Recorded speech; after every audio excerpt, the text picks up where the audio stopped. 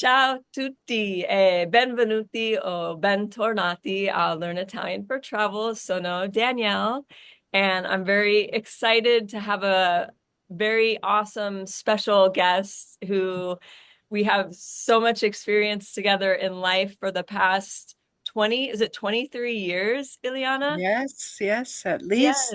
at Mhm. least, yeah, or 24. My old former colleague and my one of my closest friends and a current student of mine studying Italian with me. We have Ileana Gantt here today, who just has just such a amazing breadth of experience and depth in terms of language learning herself and teaching language. She was the head of the Butte College Foreign Language Department or World Language Department, I guess we renamed it, or they renamed it. For how many years, Ileana? Oh, I would say about 12 to 15 years I was chair, and 25 years I worked at Butte College. As an instructor. Okay, and that Yeah. is how we met, is you hired me to teach Mm. Italian. And I taught Italian at Butte Community College for 19 years. And so we first met as colleagues in the world languages department. And then just have had so many beautiful life experiences together after that. I went to Costa Rica with you and your foreign study abroad program that you created in Costa Rica, which was amazing with my kids and Jesse and my son's friend, and then just studying Italian together for the past 5 years or so. So there's so many things that we could talk about today. And I'm just excited to kind of ping pong around, just discussing again the importance of learning language, learning a foreign language, not necessarily focused on Italian, but just language learning in general, and why we need to continue to do that, even though it might be easy to think that most people in the world speak English, but language learning will always serve you in a variety of ways. So I introduced you a little bit, but Ileana, if you want to give some other just background about maybe something I didn't mention about when you first moved to the United States, maybe, or anything you want to talk about teaching at Butte, um, that would be great. Grazie, professoressa. Prego. Ah, ciao, amici. Mi chiamo Ileana Gantt. Sono stata professoressa di spagnolo, um, e attualmente imparo l'italiano. Brava. So, yes, thank you so much for that introduction, Danielle. And I I'll start with telling you all that my first language is Spanish.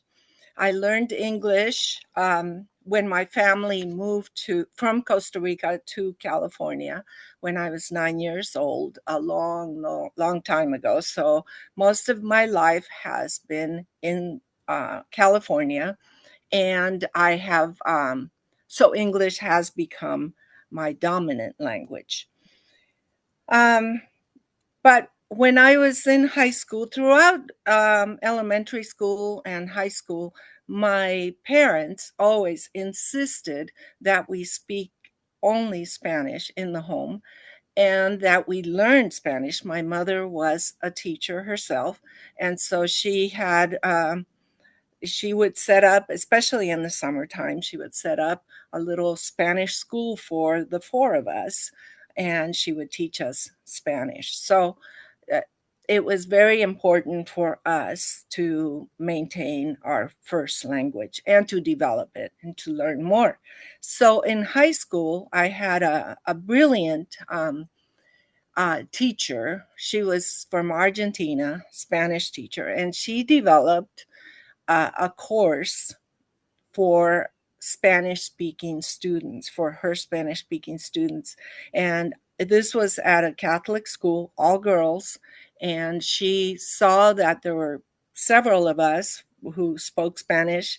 And she brought her books. She was studying at UCLA at the time, and she took one of her own textbooks and she developed a course for us. And it was called Grammar Through Literature. I still have it somewhere. And it was my inspiration. She was my inspiration to become a teacher myself, to become a teacher of Spanish and to learn other languages as well. So I decided that's what I was going to study, and that's what I did. So 4 years of Latin and Spanish classes later, I began university studies focused on Spanish American literature and Latin American studies, Mhm. and French was my minor. So that's my formative years in language teaching and language learning. So I've, fast forward to now, I'm retired, but I've always thought I had the best job ever, the perfect job, because I was teaching Spanish, and later I started taking students to my homeland and to pursue their study of Spanish and to learn about the culture. So it was just perfect. It was And an this, extraordinary experience. Just being yeah, able to go there with you, especially, and see the things to have you create the program. It was a very unique and amazing program. I don't know, it felt so homey, everything about it.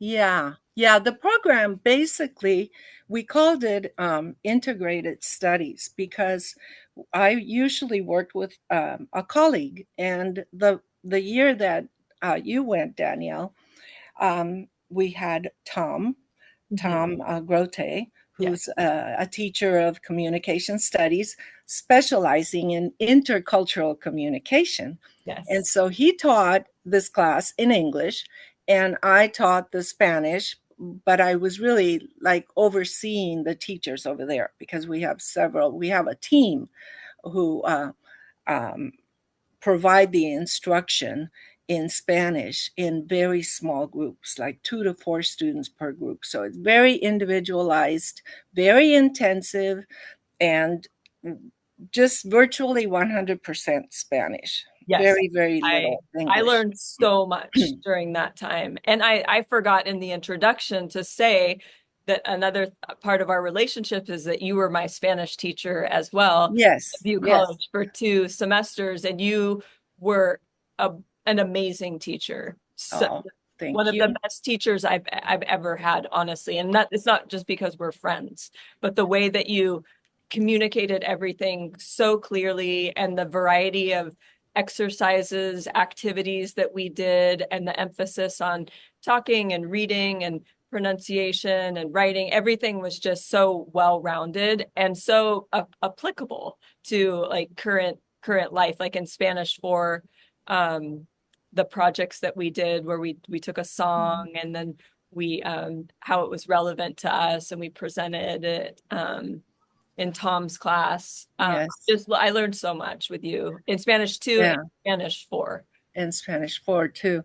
Yes, and actually, I have some notes here, and you are definitely in my notes Oh, in that sense, because really the point of the study abroad is for it to be a culmination of some semesters. It doesn't have to be any number, any specific number, but obviously, the more you have, the more foundation you have in the language, the better. Mhm. So, so anyway, I consider the study abroad programs really the highlight of my career, and just rewarding for everyone, as you say, as a participant, as a student, rewarding to the instructors, and because you see how the students' lives are enriched, and as their level of Spanish increases, their confidence and their interest and their respect for the new culture Yes. increase as well. Yes. And so that's just an amazing um, process to observe. It is. Um, and most of the students, even the ones who only had like basic Spanish, were emboldened by their ability Mhm. to interact daily, on a daily basis with Costa Ricans using Spanish. Yes. And so some of them could only do greetings and basic expressions of courtesy. Others could, like you, could engage in discussions about cultural differences and personal stories. Mhm. And so there's a range of levels, and that was another aspect of the program that was so um, unique. I think there were so many different levels, and each student was placed accordingly. Right. And living with host families, and doing a lot of the other cultural activities that we did there. Um, Now the thing is that it's not just good for the students who participate. It's good for the Costa Ricans who participate as well, and the ones who do, like the host families and the teachers and the new friends, they all appreciate the effort of the student to speak Spanish, to use their Spanish, to learn more, and to um, and to just um, show their appreciation for everything that they're doing and learning over there, Right. and that results in um, more meaningful relationships. Yeah. And some of these relationships are long lasting. Mhm. So it's really rewarding that way. And then to see what the students do with that experience later on, Mhm. for many of them it's the opening to maybe a career change, a professional goal I that mean, they didn't have. myself included, Yeah. I changed direction to become a Spanish teacher. I mean, I still teach Italian, but that's my full-time job now. I mean, I teach a bunch of electives, but I got Yes. a teaching credential in Spanish. So you're actually an example of that as well. And other students, it's their first. You were a reentry student, a little older A little than older. the 18, 18, 19 year olds. But Yes. for those students, it gives them the a lot of those students. This is really interesting. I mean, throughout my career, I saw this. Many of those young students had never been outside of the state. Some of them had never been outside of the county. Yes. They barely knew what a passport was, certainly Right. didn't have one. Yeah. And so everything along the way was along the process of getting to Costa Rica was a learning experience, and new and opening doors for them. So getting that first passport, some of them being on their first plane ride, it was Wow. just really amazing to Yeah. to see those students whose lives really were impacted. Yes. And you So created all of that. You made that happen for them. And that must feel so good when you look back on it does, your, yeah. your And I think contribution. I think we had throughout the development of this program, there were some people who were truly dedicated to it, Mhm. and Tom was one of those people. Mhm. And unfortunately, when I retired in 2021, and it was after the pandemic and other factors, so the program no longer exists, or Right. it doesn't exist right now. Maybe it will be renewed, resuscitated later on. Yeah. But it was a development. There was a development to the program. over the years. It Yeah. it changed and it improved in some ways, and we learned what to do, what not to do, Yeah. and how to make it more meaningful, I guess, for them. Yes. So one of my favorite memories, just in general, um, was or is still is watching the students pick up expressions and vocabulary unique to Costa Rica. And I'm sharing this experience because it can be the case anywhere. Right. You can be in any country, any culture that is not your own, and um, realize that, oh, they I learned this word for an example would be, um, let's see, in Costa Rica, well, I have some examples here, but they learn one word, but then they get to the place where especially Latin America, because there are Yes. so many different countries and so many different regionalisms that you Yes. encounter. Yeah. So it's fun for me. It was a lot of fun to hear them say "pura vida," I love that's one of "pura my favorite vida." favorite Such expressions. a great expression, And I didn't really realize because I had read about it before we left, Yeah, Pura Vida and Costa Rica, but it was just I loved interacting with Costa Ricans where you would even say buenos dias or hola, and they would just say pura vida back. Like that's right. like a greeting. Or, como, ¿qué tal? ¿Cómo estás? And they would answer pura vida. And I was just like, okay, this is a thing. It's not just like, you know, something that you read about and associate it as like an active like Mm-mm. phrase that is used by Costa Ricans Yes. daily. Those are great examples. Or someone invites you to go have lunch and you respond, pura vida. It has a range of positive meanings Yes. that encompass, I think, the Costa Rican spirit Yes, somehow. definitely. The Costa Yeah. Rican spirit. And another one that I loved was con gusto, con mucho Oh, gusto. yes, Because yes. de nada, everybody says de nada for you're Right. welcome in other Spanish-speaking countries, but in Costa Rica, it's unique to Costa Rica, right? Yes, Con mucho, very with a lot much. of pleasure. And then you really feel that they are taking pleasure in helping you. You know, Mhm, you're mhm. welcome, not you're welcome, but it was a lot of pleasure for me. Yes, yes, with pleasure. Con gusto, con mucho gusto. See, Yes, that is a great one. And then other words that are different.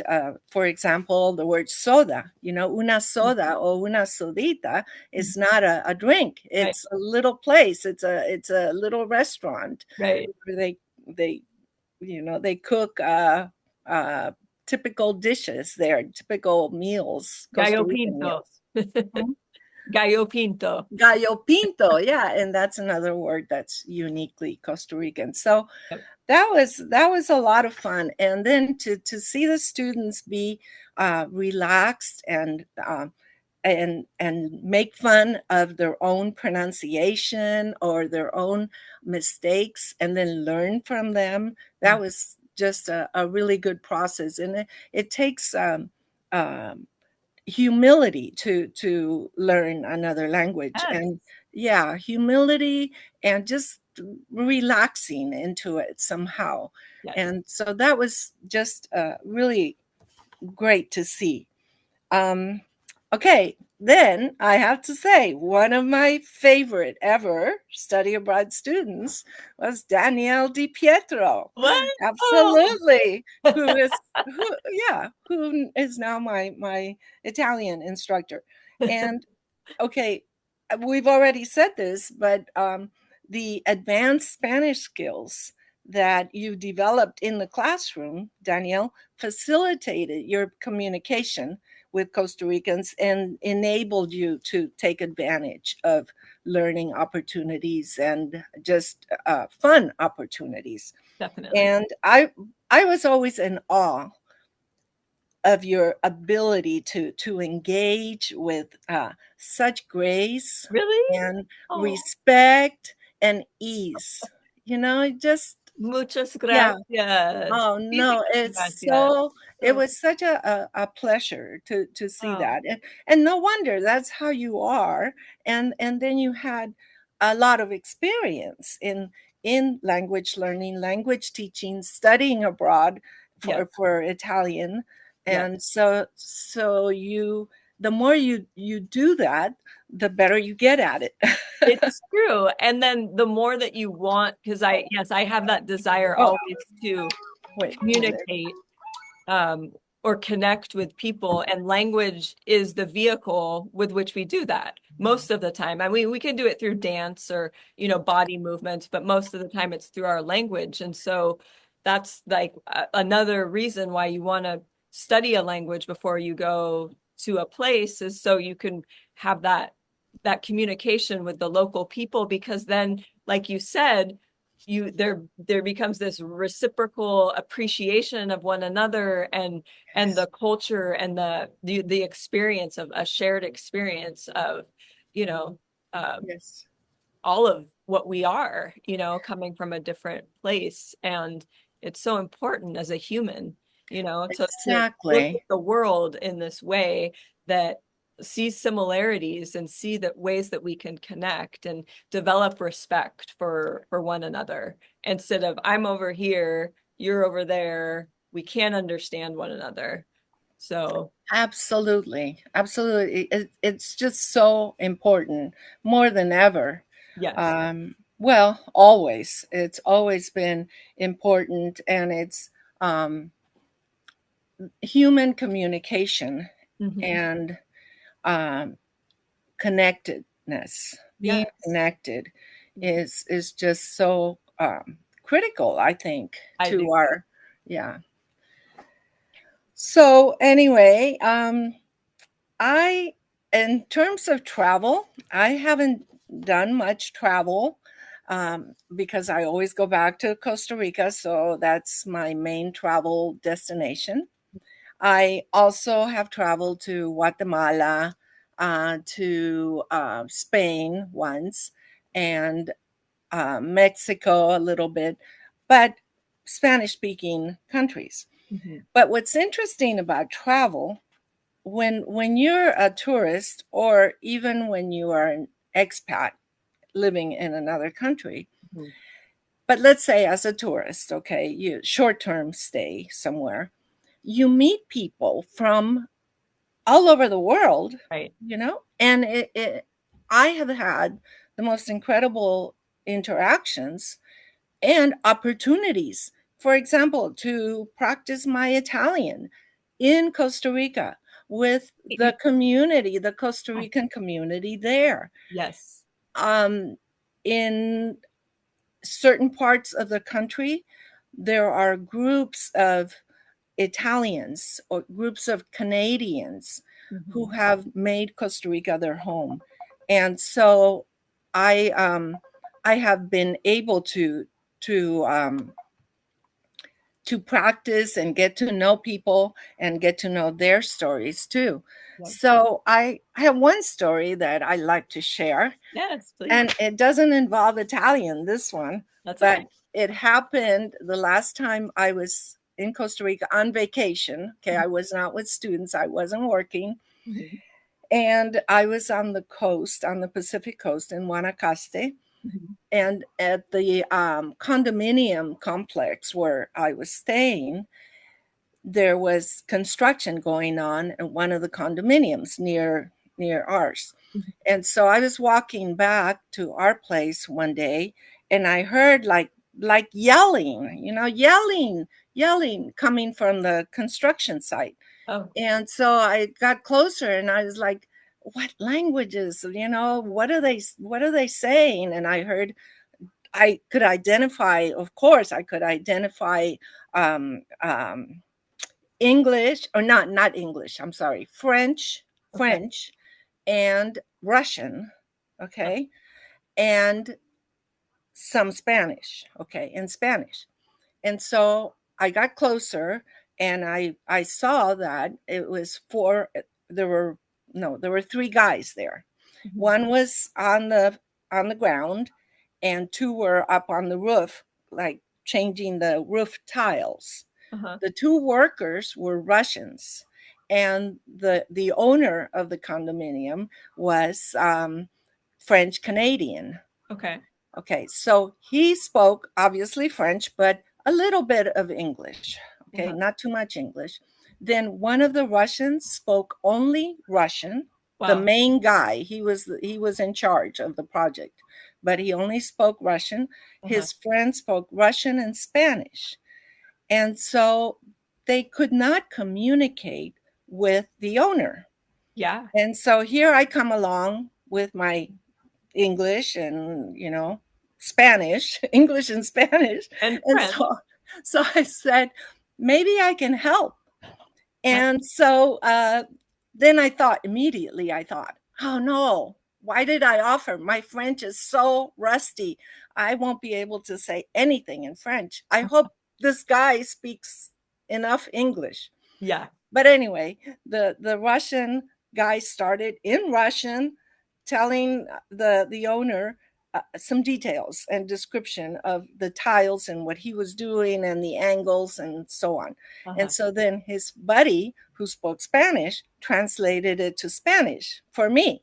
Then I translated from Spanish to English Okay. for the owner. Nice. Okay, and a little bit of French because some of Okay. the English that I used he didn't understand, and Okay. so and a lot of hand gestures Yes. along the way, Yeah. and then the reverse so that he could communicate with the Russian again. It Wow. was it was a truly unforgettable experience, and I I bet. wish I had recorded it, How but long did it take for everybody to understand one another? It took we were there, a good 25 minutes. Okay. Yeah, about Yeah. 25 minutes. Okay. And I think there was communication. Hopefully it was like not Hopefully, not. but it was this multi-language I love that. yeah, yeah, That's it was amazing. Good thing the Russian's friend spoke Spanish, because yes. if he didn't, then there would have just been a total like block, right? That was the key. And Yeah. that guy, he had been in Costa Rica Okay. for quite a few years, and he had just brought his friend. Wow. And I think his friend was just visiting, short term, like 3 months or something. Okay. Yeah. Oh, But wow. it I was, love that so much. yeah, it was I wish I quite could a, have observed it too. yeah, quite an experience. But the reason they were yelling was because that's what we tend to do when we want to make ourselves understood and the other person doesn't speak our language. Just speak louder. Yeah, just speak louder. Maybe they'll understand then. Yeah. Oh, that's So that great. was a really interesting one. Also, from in Costa Rica, Mhm. I was introduced to musique québécoise. I had no idea what that was. It's the music that's kind of like country music from Quebec, Okay. and that happened in Costa Rica when I was Oh, at a place called the Yoga Farm, and okay. there were all these French Canadians there, and they told me about it. They would play this music, and it was cool. And I asked about experiences like that, just um, very unique experiences Yeah, that I you bet. I yeah. mean, Costa Rica is such a destination for world traveler. I mean, there's so many people, like you said, from so many Mhm. different countries that want to go there because it's beautiful. The biodiversity, there's lots of yoga. I mean, you have the ocean, you have like so many amazing things. And then the country is Yeah. just so peaceful and easy to be in. And I appreciated the Spanish that was spoken in Costa Rica. I thought it was just so clear and so Mhm. easy to understand. Um, Mhm. yeah, yeah, Yeah, especially in a more, academic setting, of right. course. Yes, But because of course, there's the slang and there's other some people who speak so fast. right. But in general, you're right. Costa Rica and Colombia Mhm. have that reputation of clearer and Mhm. slower, uh, Okay. yeah, Mhm. speech. But now that I'm retired, I've returned to my studies in Italian, Yes. and I look forward to visiting Italy. I am the only one in our group who has not visited Italy, Well, we but will I go know, someday. yes, I don't know this summer. Things are a little shaky right now in terms of like money and economy and I know world things, travel, all of yeah. that. But definitely next summer, hopefully will be better or I don't know. We have to talk about that. Yes, we will talk I- about that. yeah, I and wanted to ask you also with your just all of your knowledge with teaching yourself and having Spanish being your native language, having acquired English, how is it for you acquiring Italian? Like, what is your process of language acquisition like? Do you find Mhm. it easy? I mean, I've heard you say before that it's difficult and it's hard, to remember certain things, but I hear you in class and you seem to have there's little things like, maybe like the vowel on the end of a past participle that's sometimes not right. But I feel like for the most part, you have everything like downloaded I, or, yeah. words, of course, vocabulary here and there, which is something that we always need to work on when we're studying language. But how would you describe your process of learning Italian? Well, I love it. I love the process, and I know it's good for me, especially at my age. It's great for the brain. It's Yes. great for the social aspects, Yeah. and it's wonderful. And I think that being having taught language and being such a grammar nerd, um, I I do focus on the grammar, and I'm not a perfectionist, I wouldn't say, but I like to say it right. I like to write it out correctly. I like all that. Yes. As far as how Italian relates to Spanish and French, obviously, all are Romance languages, and I studied a lot of Latin, so Right. I think some of the basic concepts uh, go cross let's say cross languages, Yes. um, and have this kind of shared foundation. Right. Yeah, but having said that, Italian has some peculiar, obviously, like any language, grammar points and irregularities and things like that that I find difficult because they're so different from Spanish or even French. Right. French I studied so long ago and have not used it or have not renewed my studies of it, that it's there to interfere really right now. So I'm trying to say something in Italian and the French comes back. Yeah. And the rest of the time the French doesn't even Is show up. Isn't that fascinating how that works Yeah. though? It's like it's there in your brain and it's dormant most of the time, but then like when you start to learn a new Hmm. language, that other language that you had learned before is the one that wants to come out. Yes. Yeah. Yeah. Never happens with me. It never happens with Spanish Yeah. or Right. English. I mean, English is my second Right. language. But you're truly bilingual, like completely fluent in both languages. So And those, yeah, it's and yeah, those two. right. So French is the one that gets in the way. Right. Oh, and I love the fact that I I'm improving. I like to see that progress, even though it's very slow for me. It could be a lot better if I did Duolingo every day and I, studied more and I read more. But we have such a great class, and We do. um, I love the combination of speaking practice, conversational topics that are um, interesting to all of us in the group, and we're learning from each other. and we're experiencing. I have this vicarious way of seeing places, living places in Italy that I've never been to through my classmates. I love the readings, the stories, and the grammar. And so the way that the you structure the class is just very well balanced and very I think the focus of it is giving us a chance to practice. I think that's really critical. And I know that when I make it to Italy, all of these skills will be put to good use. Yes. And in the meantime, you know, I'm enjoying the class. I'm enjoying the people in the class. They're wonderful They're friends, wonderful. Yes. and they're all so patient and dedicated, Yes. smart, and Mhm. they're all bilingual or plus, Right. trilingual.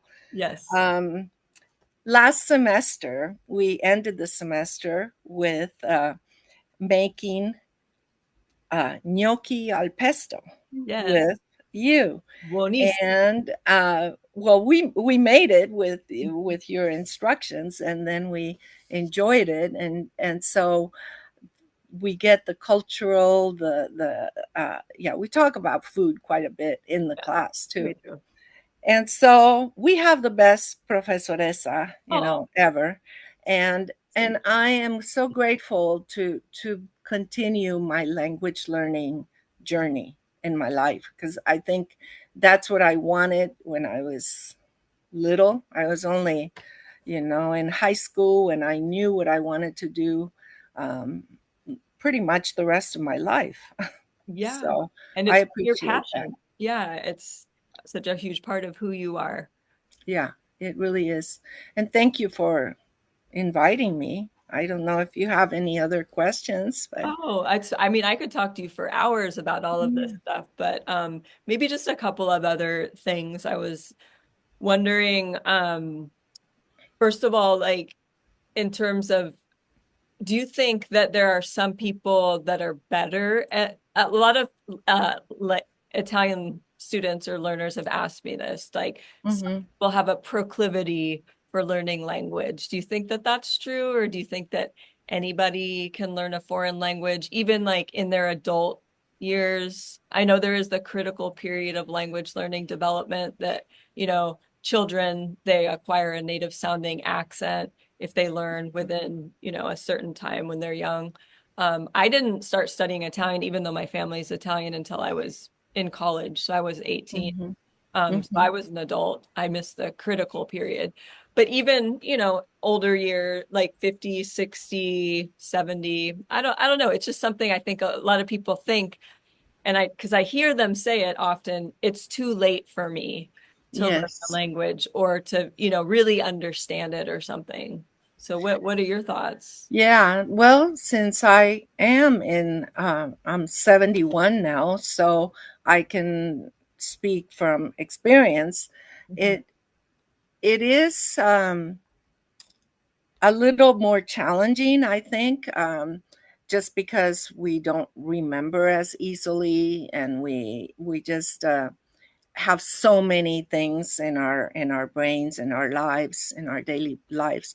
But as far as a natural proclivity, I think there is something to that, and I've seen it. Speaking of adult learners or 18 plus Mhm. learners, I I certainly saw that in my students. Mhm. Some students came with nothing and picked up Spanish fairly quickly. They really had uh, an easy what acquisition Mhm. stage. Yeah. It's almost like they just acquired the language, the truly acquisition, as opposed to the study, memorize, this kind of approach. Mhm. So maybe it's a combination of natural ability and learning style Mhm. and learning preferences too, and personality. Yeah. So everything comes into play, I think, Mhm. um, in making it more difficult for some people and Mhm. easier, for others.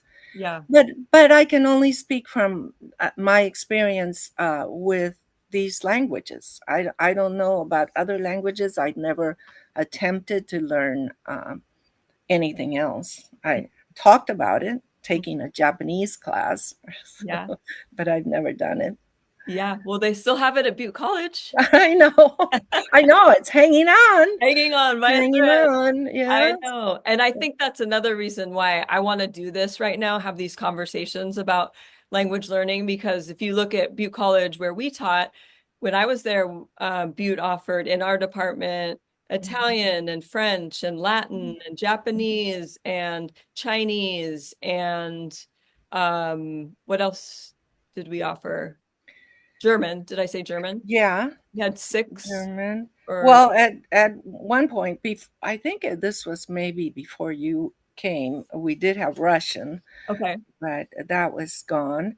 ASL, ASL American was Sign added. Language, is the Mhm. other language. Okay. And yeah, but they've been eliminating the Depending on programs. exactly. So Italian got cut. Obviously, that's why I Mhm. transitioned to teaching Spanish. Yeah, French was cut, Latin was cut. The Chinese program was no, was discontinued. discontinued. So Yeah, so even, and then people, that want to sign up for their classes now, all of a sudden they don't have this choice of all of these different languages. And so they see maybe yeah. the society and the culture, it's undervalued. And then they Mhm. think like, why would I want to study a language anyway? Because it's not important, because I can, Yes. like I was saying, I can just speak English. But it is important. I mean, in many other countries in the world, people have to take a second language, a foreign language, as part of their school process, and we don't do that here. It's an option. You can, if but you don't have to, and only like 2 years in high school. Um, Well, yes, and that's the case, and all you have to do is Google reasons why studying a foreign language is beneficial, mhm, and you'll see it helps with all kinds of areas and development. It helps with um, cognitive skills and critical thinking, and it helps you become more. Uh, what I just read something about it helping us a problem solving. mhm, It helps with our problem solving skills, and it's not learning another language, because I don't think you ever learn right. any language. It's studying it. It's really appreciating it for what it is, and trying to learn some of it, learn the fundamentals, speak it a little bit, just play with it. Depends on what the reason is that you're taking it, Right. but the process is what is beneficial to us. It's not the reaching a goal. Right. Yep.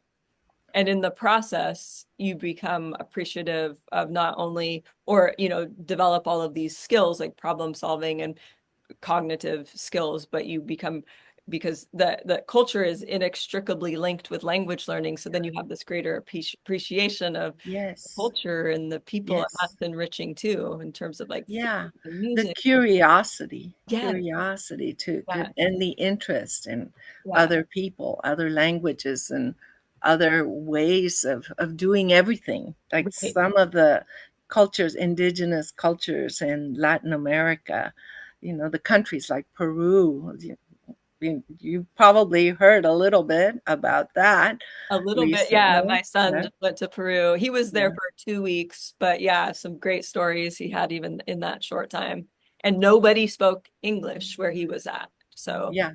that, Right. you know, So we say that, everybody speaks English everywhere, but that's not true. not true. It's true in tourist areas Right, and maybe big cities, it's more common, right, but there's a resistance to speaking English also, because right, they people want to I know in Barcelona in Spain, I came across this. They're very um, proud of their language and the Catalan, Mhm. the Catalan language, and they insist on speaking Catalan with you until they realize, oh, okay, you don't speak Catalan. Let's switch to Spanish. Uh, But there's if I knew Catalan, I did study it a little bit in college, but I couldn't remember any of it when I was there. okay. But if I had, I would have made such a good impression on them, just Right. knowing a little bit. Yeah. So it's not true that everybody speaks Yeah. English. It's And not. even when they do, like the families in Costa Rica who work with the school, they're told, don't, don't speak English to your host Right. students. Right. They need to learn Spanish. Yeah, they need to learn Spanish. It's So there are definitely a million reasons a to million. continue to study Yes. other languages. And it's like you said, I want to emphasize this too. It's fun. Yes. I said, because I teach high schoolers. And so I said to them, I have my Italian class tonight. And they said, oh, you have a class at night? Like, who would want to take a class at night? And I was like, well, really cool people. And Yeah. we have a really good time. I mean, even I'm tired at the end of the day, and I still enjoy myself as, Yeah. the instructor. So it's, It's the highlight of my week. aw, same. Yeah. Yes. Thank you Aw. for continuing Oh, to of course. I will keep. always continue. Yeah. I'll be Good. able to, and you are all interested. So Yeah. thank you so much, Ileana, for Well, talking to me about all of this and sharing yeah. your stories and your vast experience with all of these areas of language acquisition and teaching. And we didn't even talk about, your leadership like at Butte College, but you just have such um your profession and who you are and the way that you've lived your life is all about just embracing language and culture. You're like a walking example of like why you it's important to study to learn language. Grazie. Con mucho gusto. Con mucho gusto. Mucho gusto. Sì. Sì. Piacere, piacere. Piacere. I want to thank you, Danielle, for doing doing the podcast and bringing the community together around this very important topic of language learning. Con mucho gusto. Yes, sì, sì, sì, sì. Ok, Va bene. va bene. Ci vediamo mercoledì in Ci classe. vediamo, bella. Ciao. Buona giornata. A Sì, presto. a presto. Ciao. Ciao.